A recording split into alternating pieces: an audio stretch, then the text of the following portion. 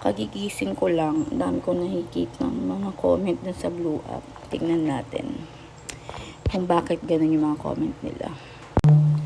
Ayan, yung grounds for impeachment under the 1987 Constitution. Ito yung grounds daw. Culpable violation of the Constitution, treason, bribery, graft and corruption, other high crimes, or betrayal of public trust.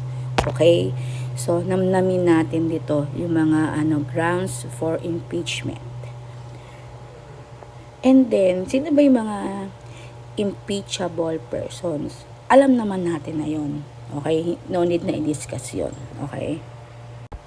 Since yung mga impeachment na tawag dito, na complaints were substance informed, ngayon, yun sa day 1, nasa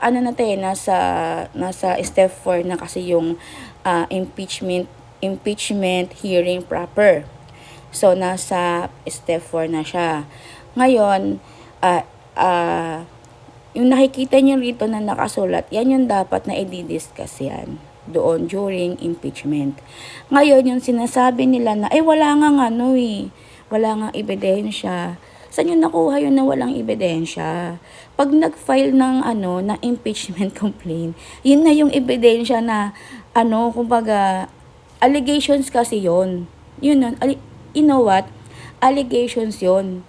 Yung mga allegations na to were supported by lots of documents, even videos, 'di ba? Yung pagmumura niya doon, 'di ba? Yung threat niya kay BBM, kay Miss Lisa, tsaka kay Mr. Romualdez, 'di ba? Nandoon 'yun. Ngayon ganito. 'Di ba hindi naman talaga sila sumipot. Bakit? 'Di ba?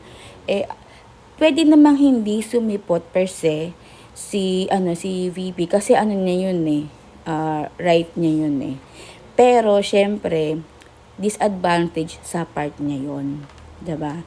Kasi yung na to, yung mga 1 2 3 4 5 6, yung mga 7 na to is kinakailangan sagutin pero hindi naman nasagot.